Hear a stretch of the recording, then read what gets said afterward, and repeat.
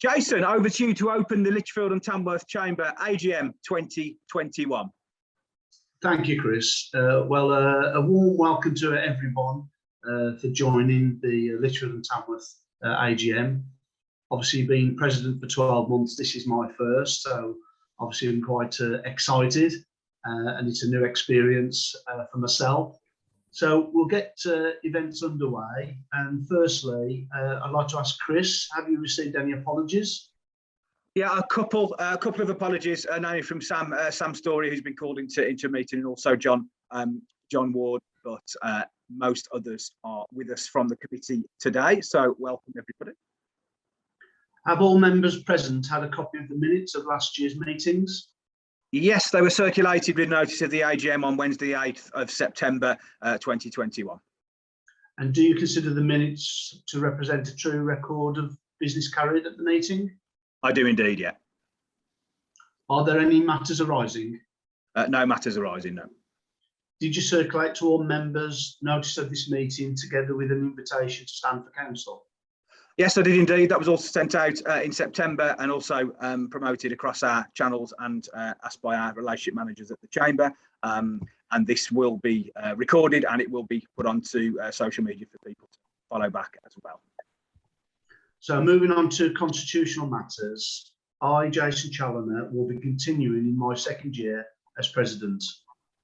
I will call upon Henrietta Brewerton to propose a motion that I, the president, will continue into my second year as president.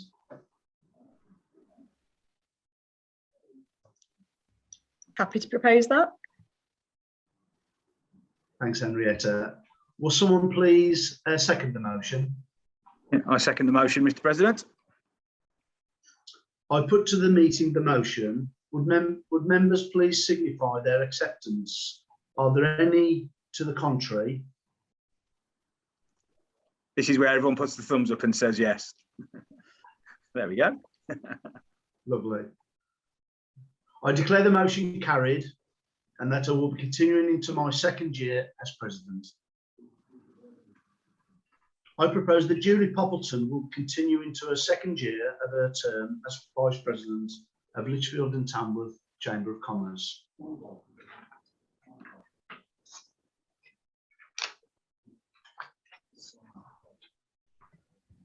There we are, turn a page. I call upon Chris Brewerton to propose a motion that Julie will continue into her second year of her term as Vice President. Yeah, I propose the motion, Mr. President. Will someone please second the motion? I'll second the motion, Mr. President. I put to the meeting the motion. Would members please signify their acceptance? Are there any to the contrary? Thank you, Hannah. I declare the motion carried and that Julie Poppleton will continue into her second year of her term as Vice President of Lichfield and Tamworth Chamber of Commerce. We have had one nomination for the Vice Presidency role, and therefore I propose that Fiona Rouse will be appointed to the role as Vice President, starting her two-year term from today.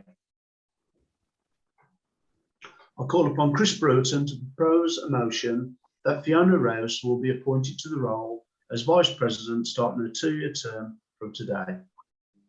Yeah, I propose the motion with pleasure, Mr. President. Will someone please second the motion? Happy to second the motion. I put to the meeting the motion. Would members please signify their acceptance? Are there any to the contrary?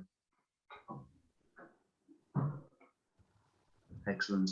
I declare the motion carried and that Fiona Rouse will be appointed to the role as Vice President, starting her two-year term from today. Members of the Council who were appointed for a second two-year term in 2020 and wish to remain on the Council are Lauren Henderson from Rutherford Solicitors, John Ward from TSL Timing, Daniel Aston from Access Bookings, Sarah Finley Cobb from Landay Fort Academy, and Claire Lebrano from Raphael Design.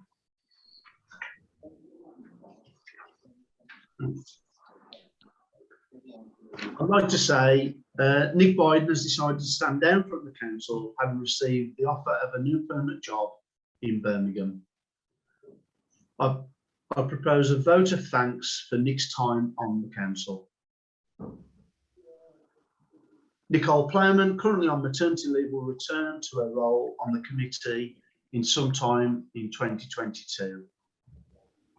Did you receive any nominations for new members? Yes, Jason, yeah, we received two nomination forms correctly completed and signed for the new committee members. Chris, will you please read out the names of those who have been nominated for membership of the council? Yeah, so we're delighted to welcome Kim Darby from Legionella and Fire Safe Services and Steve Shields from Pure Cloud Solutions. As the number of members nominated is less than the number of places available, I declare that a ballot is not necessary, and so I call upon Julie Poppleton to propose a motion that those who have been nominated are duly elected as members of the Chamber Council for 2 years. I propose the motion, Mr. President. Will someone please second the motion? I second the motion, Mr. President. And so do I, that's all good. Julie's on there twice. Fraudulent slip. I put to the meeting the motion. Would members please signify their acceptance? Are there any to the contrary?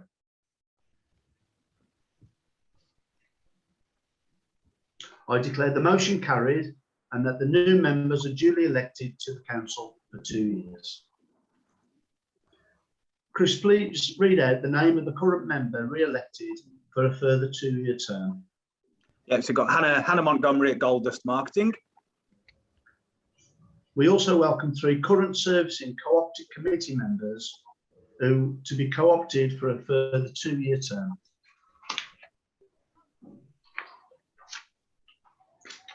Chris, please read out the names of the current members co-opted for a further 2-year term.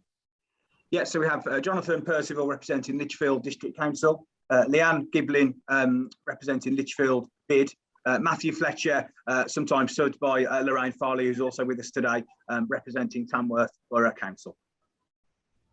I call upon Julie Poppleton to propose a motion that those who have been nominated duly co-opted as members of the Chamber Council for 2 years. I propose the motion, Mr. President. Will someone please second the motion? Yeah, I second the motion, Mr. President. Sally Insley, who's the substitute for Samantha Story today, representing Chosen Charity St Giles Hospice, will continue to be co-opted until February 2022, when at which point their time as Chosen Charity lapses and a new charity will be voted by our members. Will you please confirm the names of the current council, Chris? Yeah, thank you, Jason. It's a pleasure. So Jason Challoner, Value Recruitment, Judy Poppleton, Stephen Sutton, Academy, Fiona Rouse, Pychem, Matt Fletcher and Lorraine Farley as sub for Tamworth Borough Council, Jonathan Percival for Lichfield District Council, Leanne Giblin for Lichfield Bid, Sally Inslee and at times subbed by Samantha Story for St Giles, Lauren Henderson at Rutherford's, solicitors John Ward, TSL Timing, Daniel Aston Access Booking, Sarah Finley Cobb, Landau Fort Academy, Claire Lebrano, Raphael Design, Nicole Plowman, KEP Print, Hannah Montgomery, Goldust Marketing, Kim Darby at Legionella and Fire Safe Services, and Steve Shields at Pure Cloud Solutions. And I also wanted to say, take this opportunity to really say a huge thanks for Jason for his work as president in his first year. Obviously, it's been a challenging time for many businesses, but also in Jason in his role that was started online. We have the online AGM today, but it's been great to be back in the room with people over the last few months as well. A huge thanks to all of our members across our group, both based in Lichfield and Tamworth, but more broadly across Greater Birmingham. Your sort of support and engagement and positivity in at times tricky sort of situations has been valued by the Chamber, and we look forward to working with you again in the next 12 months. To our venues who we've been delighted to come back to and host events in the last few months, and many of our partners and organisations that we work with over the last year. As always, we very much urge anyone with any issues, questions or any help or information about the Chamber, please do get in touch with myself, with Jason, our president, or indeed any of our friendly, positive committee that are with us today and have been such a great help at events in the last few weeks and of course over the last 12 months. Jason, is there any other business to cover, or I think we're nearly at the end of the initial proceedings now? I believe so, Chris. Great stuff. Well, no, thank you, everybody. That was the end of the main part of the AGM. A huge welcome to Steve and to Kim as our new members of the committee, to Fiona for joining us or continuing in her role, but moving forward to Vice President, and more generally to all of our committee members for all of your support. I wanted to just quickly give a short presentation really on some key stats from the Chamber that we've all worked so hard to put together. So I'm just going to share my screen for a moment and take through the stats.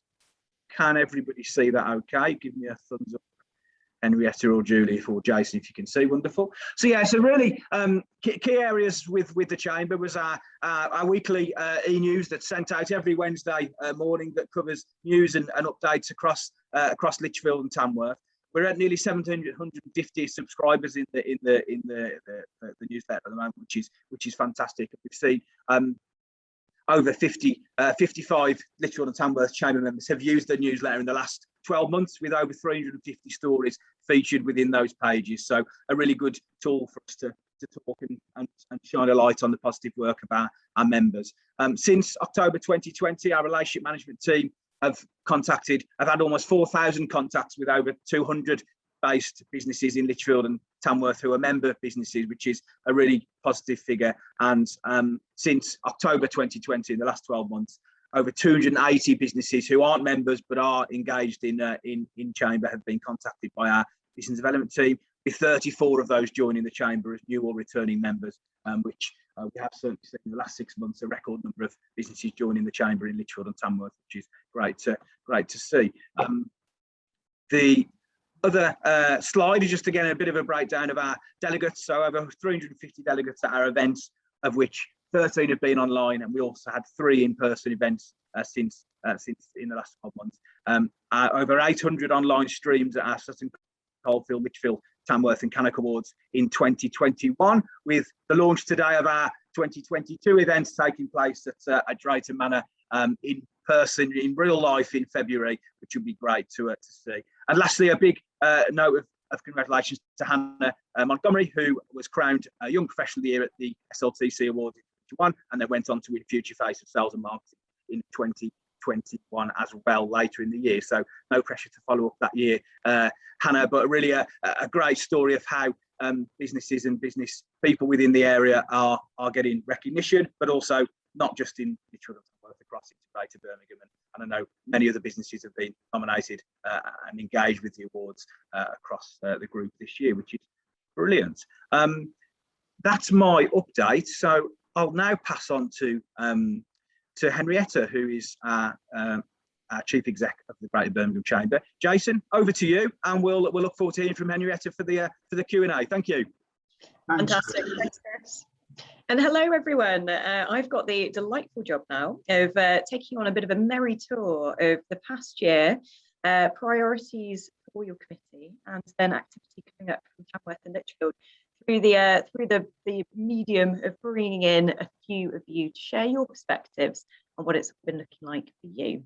I'm going to start off with Jason. Jason, of course, this past year has been a little bit different to your typical year as a Chamber divisional president. For lots of Chamber presidents, you know, it involves lots of black tie dinners, going out networking, meeting people face to face. And that's not always been possible over the past year. Although, as Chris alluded to, we've got some great stuff coming up where we're getting back to a lot more in-person business. But do you want to just tell us a few of your highlights from the last year as president? Thanks, Henrietta.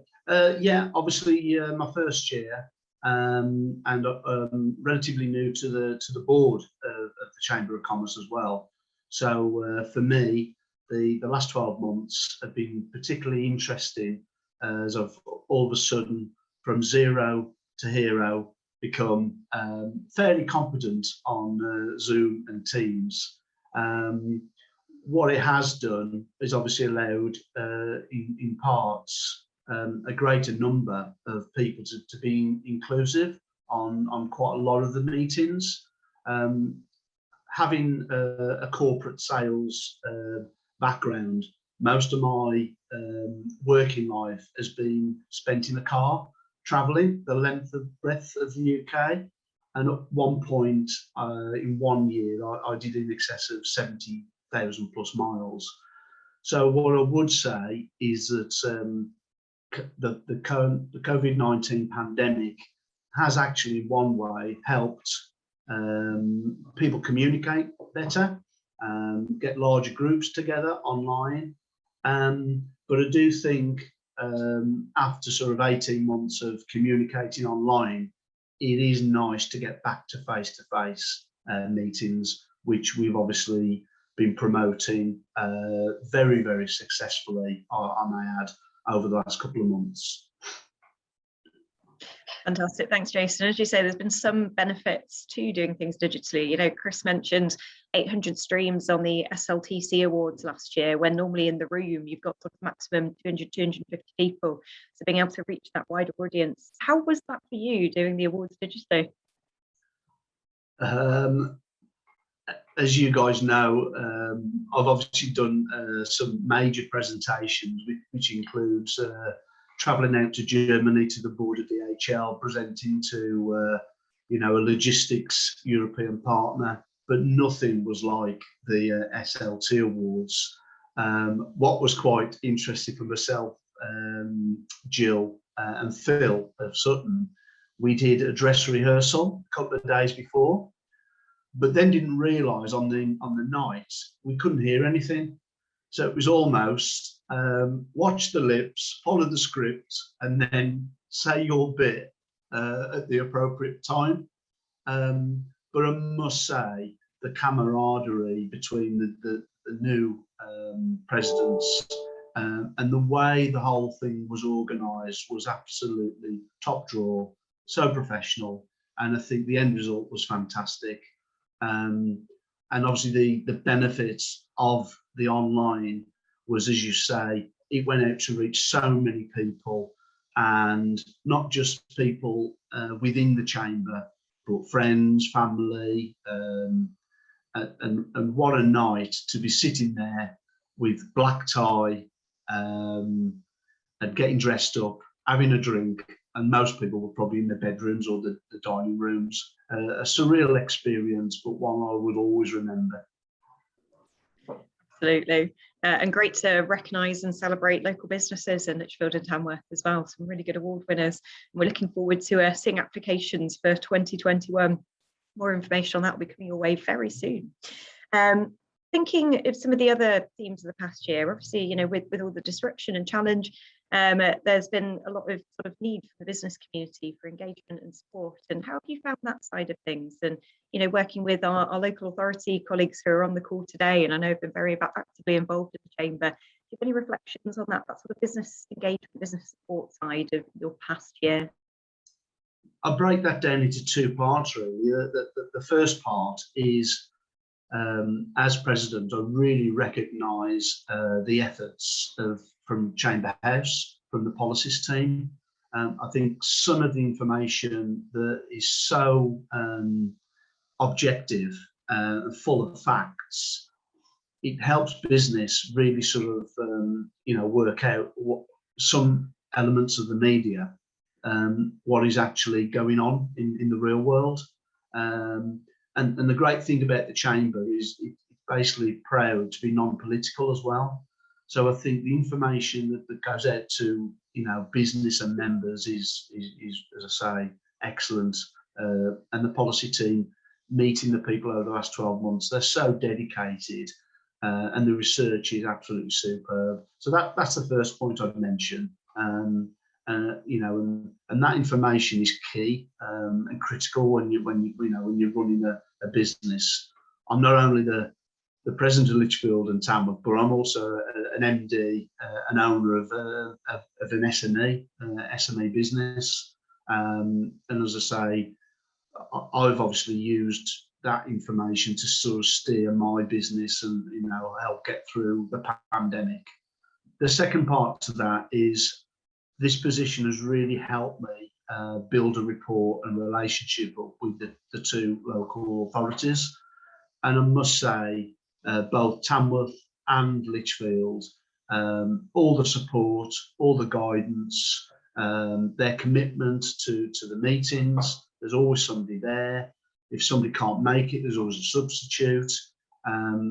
I personally think the two local authorities, both Lichfield and Tamworth, have been absolutely brilliant over the last 12 months, and the level of support has been fantastic. Brilliant. And you know, from my perspective as well, I couldn't be prouder of the work that the chamber team have done, and it's great to hear that as a business owner yourself, you've been able to utilise it. As a couple of quick fun facts, we wrote ourselves in-house over almost 200 newsletter articles for Chamberlink Daily, setting out what's happened, what's it mean for local businesses, what can they do about it, where can they go for support. I did around 18,000 calls to local businesses over the course of March last year to March this year, plus plenty more, because you'll all remember it well. You all lived through it. My goodness, a lot was happening very quickly, and there were constant developments coming every week. And we did find, you know, as well as the need for sort of lobbying and communicating up business issues, just communicating to the business community what was going on, and what the key things they needed to know were, and where they could go for that support was a real priority. So thank you there. And we've worked closely with local authority partners across the group, where again, I think that response has been really proactive. Thinking on another theme around sort of support and doing good for businesses in the community. I know your charity of the year has been St Giles Hospice. Is there anything you want to mention on the work with St Giles and how you've been able to support that organisation? Yeah, that's an interesting one for me, because prior to being president, I was invited over to Tamworth Snowdown as part of the vote process, and it was absolutely it was an eye-opener to see all the various charities pitch for you know, the election of the charity, and not having that much knowledge locally of all the various charities. It was when I had a break from the voting and started talking to all the delegates and this, that, the other, the amount of passion and support for St Giles in the room was, you know, was unbelievable. And quite rightly, they got the vote. And it's only since then that I really have started to appreciate the fantastic work, you know, the ongoing, you know, initiatives that they have, you know, to raise the funds that they need. But for me, it's been to people not in St Giles, but, you know, within the local community, that it's got such a high regard for their reputation and what they do day to day. So again, what, you know, a credible charity for the chamber to work with, and everybody I've worked with this year from St Giles again has been, you know, so passionate about what they do.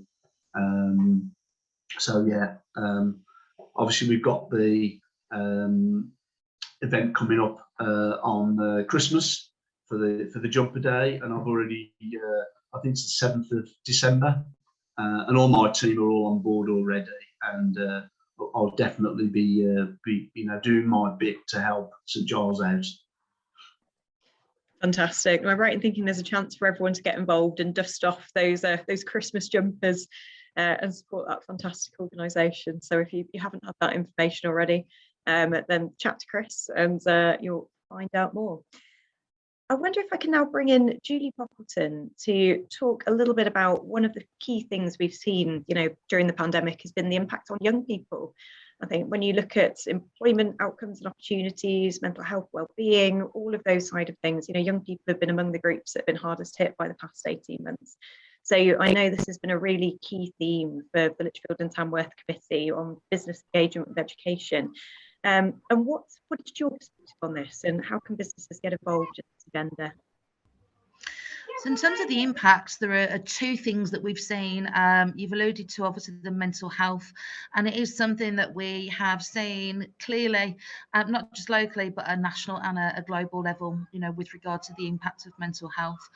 So that's in many of our positions, whether that's in teaching, non-teaching, whether that's myself, obviously from a careers perspective.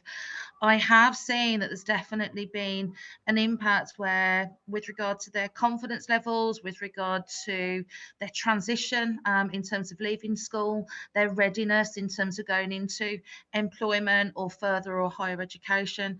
So that has definitely required a lot more support, but I have to say that has been with very strong support from the chamber and from sort of local employers. They have been a key part of that. So in addition to the mental health, I'm also seeing a real resilience from some of our young people, and I know that has happened in other schools, where there has been some young people where they are really keen on actually becoming self-employed. And actually we're seeing a lot of entrepreneurs that are coming through. So that time in lockdown also gave a reflection period of those that are thinking of, starting up and establishing their own businesses. So there clearly has definitely been some challenges, but there's also been some real highlights of that. Some people have really shown resilience. So in terms of the advice that I've been giving them, or advice that wider employers have been giving them, is about using that to their advantage, and how can they use this going forward and into employment. I would also have to say that what I am getting feedback from some employers and also from some colleges and universities, because there has been some gaps with the advice and guidance that they've been able to have, they have noticed that there has been some changes within those that have gone on to college or gone on to uni or gone into employment, where perhaps they're not quite sure what they're doing. Is it the right course? And so I do think, and this is advice really to employers, to have that awareness that there will be that impact for the next couple of years going forward, where advice is not normally as robust as what we would normally like to provide. So it's just something that they need to be aware of, and in terms of support going forward, that they might need to be putting into place as well as. Fantastic. I know we did some research a few months ago into employers' perspectives on employing young people, which was really positive, but it was actually a partner piece to a Birmingham City Council piece on young people's perspectives on employment. And the young people's outlook was much more negative than actually employers were telling us when it came to what they were looking to do in terms of recruiting at all different levels, particularly coming out of the pandemic. So that business engagement with education, getting out there and just raising awareness of what opportunities are, what careers look like. There are all sorts of things. There's probably people in this room who are doing things that you didn't know existed when you were at school. I'm one of them. So being able to actually get out there and talk to young people and raise those aspirations, raise awareness of those opportunities is so important, isn't it? Speaking of engagements with young people, we've also been looking at young professional development and networking in Lichfield and Tamworth, haven't we? And I can see that we've got Jackie on the call, who's our Future Faces president. So one thing we've been really excited about is bringing Future Faces to Lichfield and Tamworth. Is there anything you'd like to mention on that, Julie? Yeah, I mean, we again have been engaging with Hannah and with Daniel in terms of them being a role model to some of our students. So they were really kind enough to do some interviews with some of our young people, which has actually been shared as part of a careers bank that's readily available, and it was sharing their insights. And as you said, Henrietta, it is about looking at the awareness of roles they didn't know existed, and there's not a set path, and that everyone is different, and with regard to the routes that they can take, and also that it's okay. There shouldn't have to be an expectation. You know exactly what you want to do when you are 15 or 16. So you know, those videos were absolutely fantastic. And as I say, it's something that we see as key in terms of role models and where our young people can aspire to that, and just using that advice and guidance. Fantastic. And I know we're looking forward to bringing more Future Faces activity out to Lichfield and Tamworth over the coming year as well. Because that's another piece that we've been hearing on a slightly different piece of engaging young people, is a lot of employers saying that actually if they've taken on graduates, they've taken on trainees in recent times, a lot of them probably haven't been to the office very much. They may not be feeling the most networked in their place, and they may not have had the best opportunities to get that wider access to development, to build up those networks. So I think it's a really good time for us to be looking to do more and connect more and help build those relationships among the young professional community. On a totally different note, I'm now going to bring in Fiona from PICEM, because obviously this past year we've seen COVID, we've seen impacts on youth employment and the need for business engagement education. We've also seen the biggest change to the UK's political and trading relationships for a generation with the EU through Brexit and massive global supply chain disruption from the coronavirus pandemic. I was reading the other day, the cost of a shipping container from China to the UK has gone up by 600% over the last year. It's just an incredibly disruptive time. And I wanted to talk about your experience as a company that's so internationally focused, really leading in innovation and international engagement. What your experience has been, and whether you've been able to access any of the support through the Chamber. Yeah, thank you. And just excuse my voice a little bit, it's on its way back. But yeah, it's been a challenging 12 to 18 months. We were well prepared for what was coming apart from the COVID part of it. And that just added to the interesting times. I think as a company, we've seen kind of positives coming out of it, is that it has pushed us to change the way that we work and make sure that we are making use of as much of the kind of online systems as we can do to push trade through. But it has been really difficult. Talked about supply chain, we're still seeing those issues all around at the moment. And even if it's not directly to us, it's going into our suppliers, and that's then impacting on their ability to supply to us. We've done a lot of work with our customers, trying to engage them, especially European customers. And that has been quite a good opportunity for us to get closer relationships with them, to guide them through the new processes that they're having to do to import our goods into their country, because that's been a struggle for them as well, understanding all their new local taxation systems. We have used it as a springboard to train our staff. We put 3 members of our staff through the international trade accreditation that was run through the Chamber. We made use of the customs intermediary grant funding to support that. And that has been absolutely critical to the work that we're doing with the customers, and giving the customers that support and giving the staff confidence and giving that advice out, and working with the freight companies. Sometimes you do feel that we've maybe got a bit more knowledge than some of the people working there on how things are operating. And I think the next 6 months will be really interesting to see how things hopefully start to settle, and actually we start to understand which parts of the issues are COVID related and which parts are going to be ongoing and things that we have to adjust to due to Brexit. Yeah, it's been a bit of a cluster of events, shall we say, over the past 2 years for businesses, and unpicking what's what and what's causing this, etc., is really tricky.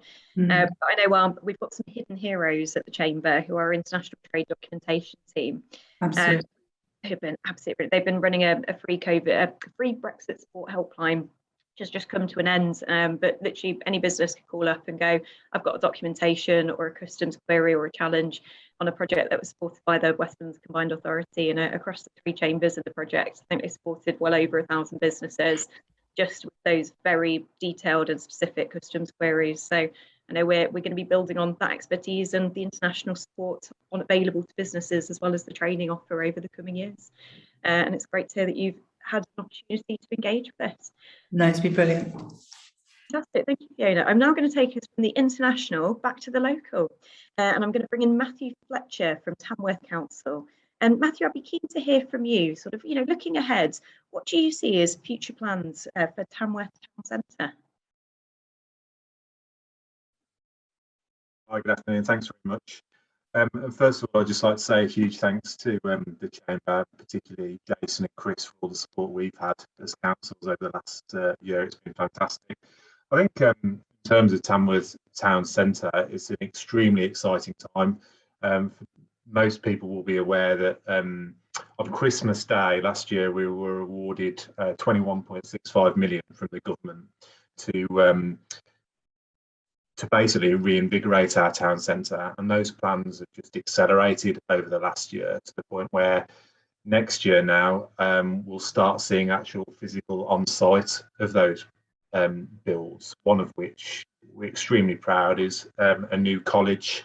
So we've been working very closely with South Staffordshire college over the past sort of 2 years, and we're delighted that, you know, from sort of spring, summer next year, we'll actually see buildings demolished and construction start in time for the very ambitious targets of hopefully having everything finished by around summer 2024, and that's the sort of government timelines we're working to. So we're very excited in Tamworth about the opportunities that will bring in the town centre, both being able to promote us as a place and support different businesses and the supply chain opportunities that gives us, really. So yeah, very exciting time for our sort of historical market town, really.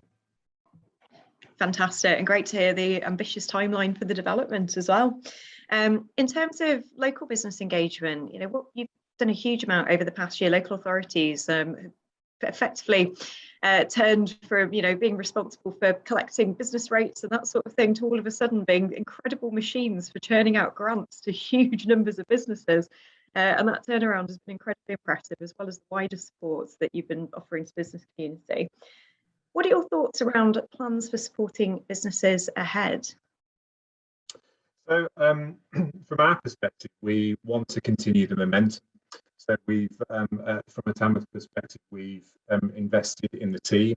So we've got an additional officer to cover some of the work that's been coming out of the pandemic, but also I think, as you've mentioned, Brexit is quite difficult for all of us, I think, to understand at the moment what is a long-term or short-term result of the pandemic, and then what is actually a potential Brexit issue. So for us, though, we're continuing to invest in that support for businesses. I think naturally, because of the regeneration work we've got going on in our town centre, we will focus some of our activities on that engagement with town centre businesses to ensure that they don't, you know, aren't disproportionately affected and are ready for the opportunities that come.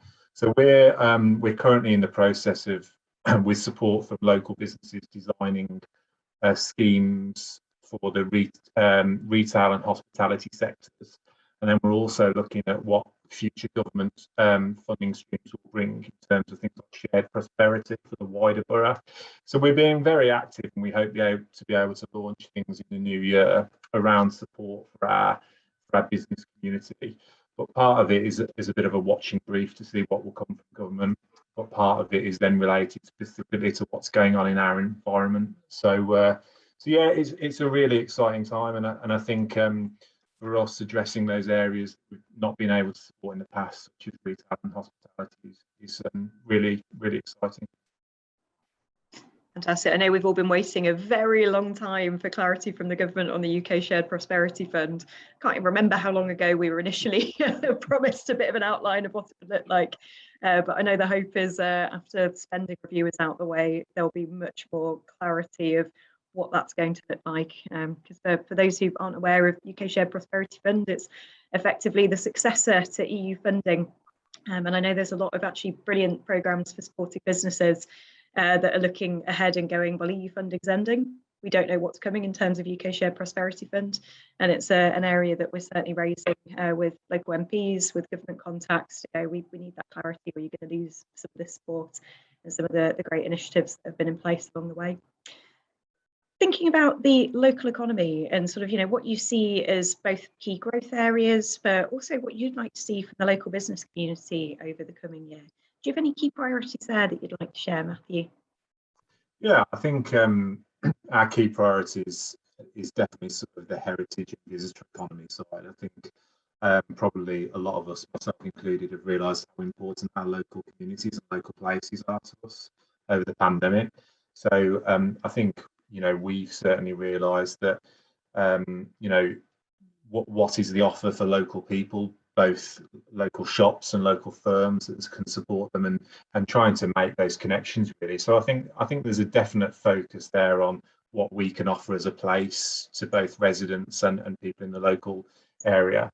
I think the other priority for us, and I think we've all touched on this, is about understanding, you know, what the new normal is going to look like. And I think, you know, Tamworth has a particular focus on the logistics sector that we all know has been sort of under significant pressure. So for us, it's about understanding the sort of medium-term ramifications of that, and then how the local economy can be adapt. I think we've, locally across Tamworth and Lichfield, we've got a very resilient, very adaptable economy, and that's been proven over sort of the recession in 2008 and the pandemic. So, I think, we'll be sort of looking and watching the logistics sector to see how that can be supported. But I think from our perspective, it's very much focused on heritage and the visitor economy. Fantastic. Thank you very much, Matthew. From Tamworth, we're now heading over to Lichfield. I'd like to bring in Jonathan Percival from Lichfield Council. Jonathan, you're also working on a master plan activity. Would you like to tell us a little bit about the Lichfield master plan? Yeah, hi everyone. Just to kind of first go, kind of echo what Matthew said in terms of, obviously during the pandemic, it was fantastic the support that we got from the Chamber of Commerce, Jason and Chris in particular, in terms of getting the business support information out there, but also getting that intelligence and engagement with businesses as well. I think it does help getting partners involved and on board early on. So yes, onto the Lichfield City Centre master plan. Similar to Tamworth, although different. We're looking at developing our key sites that we own as a council throughout the city centre, obviously to provide, I guess, more opportunities, facilities and services for the growing local population. So as part of that is a breakdown of smaller strategies, such as at the moment, we have a public realm and car park strategy that should be finalised and going to Cabinet for approval next month. And then from that, creating project delivery plans. There's also the Birmingham Road site across from Lichfield City Station, so quite a prominent focal site as part of the gateway to the city, really.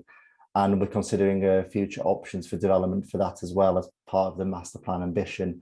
And the other side of the city centre, there's Bird Street car park as well, and considering options for that future development. So we're thinking of them as small different projects, but as well, how will they work together for where Lichfield's population is going, but what's needed and wanted within Lichfield, but also the overall local economy. And as part of that, there will be consultation throughout, and we're looking at funding opportunities as well to help drive those projects forward and really get them going. Fantastic. So lots of exciting things coming from your side. Brilliant. And in terms of your reflections on business support, again, as you say, there's been lots of fantastic work to date, a whole lot of activity, new partnerships forming. What's your sense on business support ahead? Have you got some plans in the pipeline? Yes, well, it was quite interesting, obviously, when everything started, restrictions started to come into place at the beginning, because you kind of changed from business support to business survival overnight in some respects. And it changed, especially with all the guidance coming out with the different support streams coming forward. So you kind of had to adapt to that in particular. But although we have been focusing on grants and delivering that, we are looking obviously into the future now and a bit more of, okay, where are we going with the local economy? How has it been impacted? Where are the strengths, where are the weaknesses? How has it had to evolve, really? So what we have been doing is, obviously there's still certain grants available for training, job incentives to kind of expand and grow local businesses, but we're looking at as well getting that engagement going, as Matthew said, really, in terms of having a business survey. Ironically, our economic development strategy is up for a new version coming forward.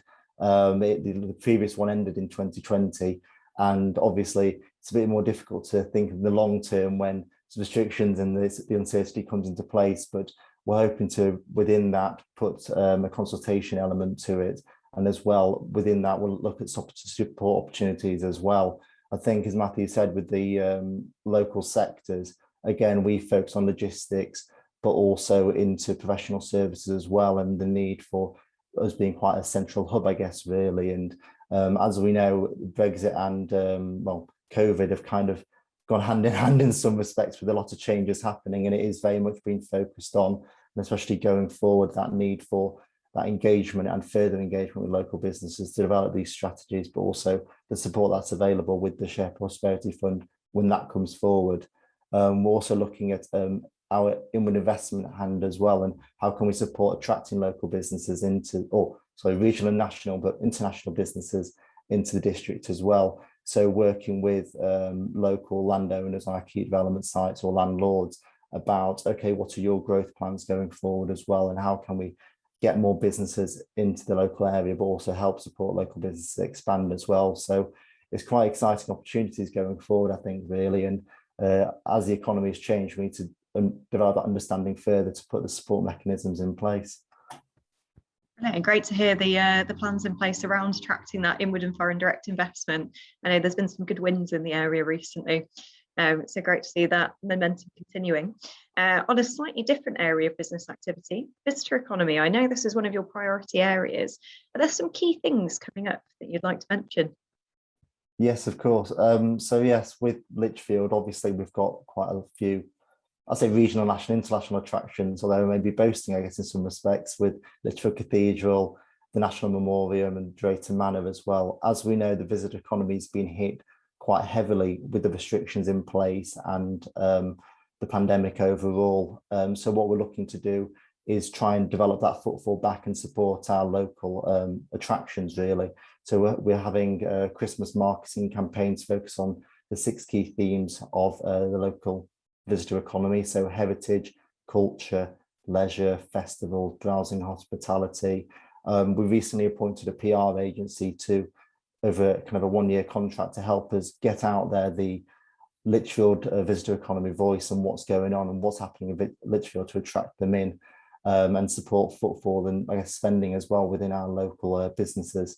We're currently revitalising our Visit Lichfield website as well, so hopefully that will come with all the campaigns taking place. And we have 7 tour publications that have gone digital, so at least we can go a bit more further with trying to reach those more international and national visitors as well, because obviously we know staycations have been very popular as well recently, and we expect that a bit more in the short term as well. So we want to drive that footfall into Lichfield and Lichfield businesses and our attractions, and look at ways that we can support those local businesses with encouraging people to come to them as well. So I think there's quite a few exciting opportunities of getting the Lichfield District Visitor Economy name out there, really, and that's what we're looking to do, drive that footfall and drive that spend to the area.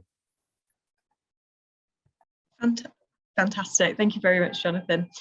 We're coming to the end of today, so I'd like to bring back Jason for some final thoughts and perhaps some reflections on the year ahead. If reflection's the right word on the year ahead, looking ahead, your sort of key priorities for the year ahead, what you see as sort of, key themes of reflections for today. Thanks, Henrietta. Yeah, my thoughts are, I think we still may have a bit of a rocky period between now and Christmas into January with regards to energy, fuel crisis.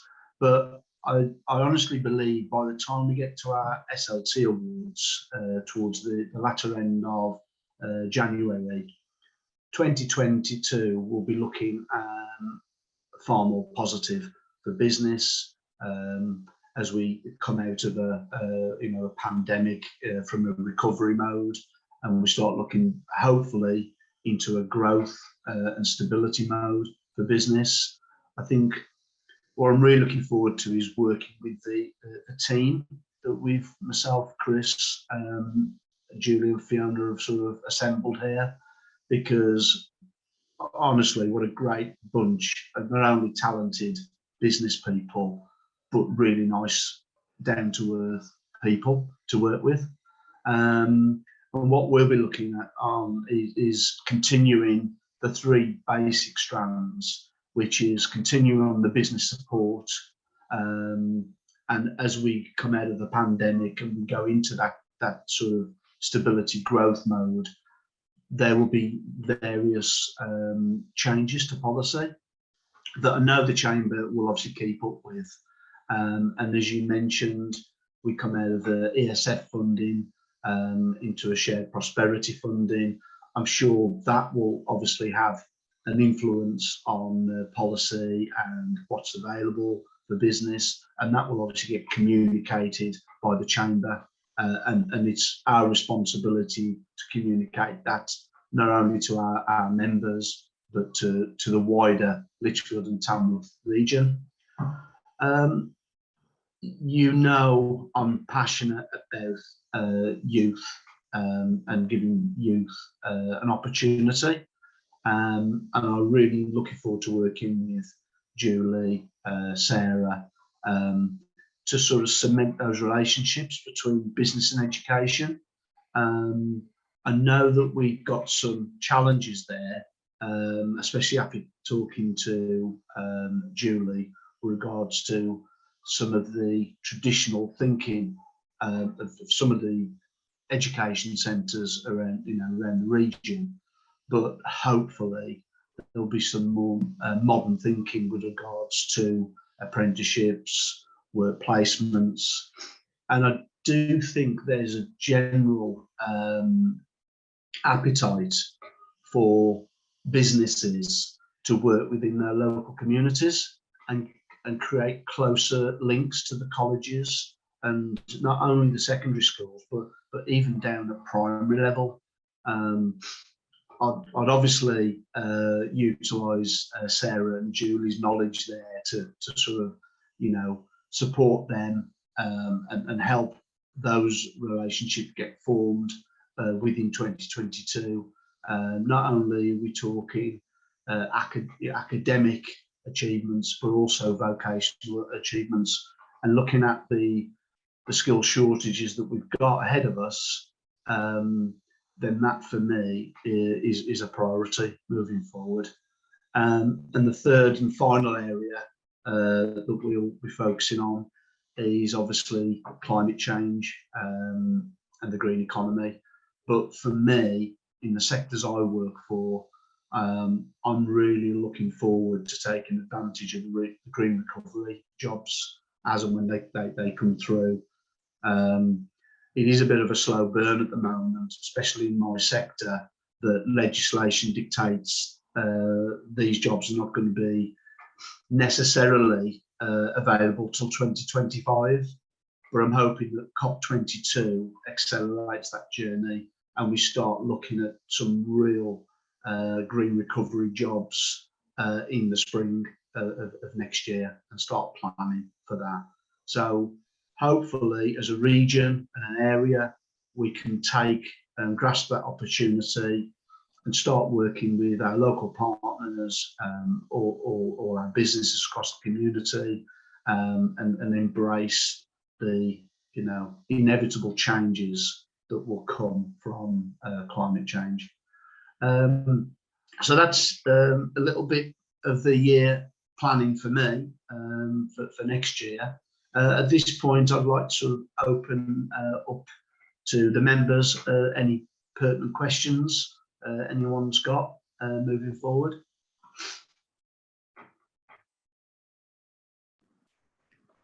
I think we've covered a lot of those questions, Jason. To be fair, I think Henrietta and Jason have really covered that. If there aren't any further questions, do put your hand up if you have any. But if not, we're good to bring proceedings to a close there. I think Henrietta, Jason, it's an absolute pleasure. Thanks so much for all of your time, all of our committee members, organisations, partners that are on the call, and our members as well. I can see one or two that have dipped in and out, Liam and Kate as well. So thank you very much for your attendance as always. This will be available to be put back on YouTube, so we will post it across social media. And Jason, Henrietta, and everyone, thanks so much for your time. It's an absolute pleasure. And we'll speak and see you again soon. Just a final note, our next in-person event is on the 15th of November at the Assembly Room in Tamworth. So I'm sure we'll see a lot of our members there, and we look forward to seeing them all in our at the SLTC Awards in February launch today as well. So thank you, everybody. It's an absolute pleasure, and we'll see you all soon. Thank you, everyone.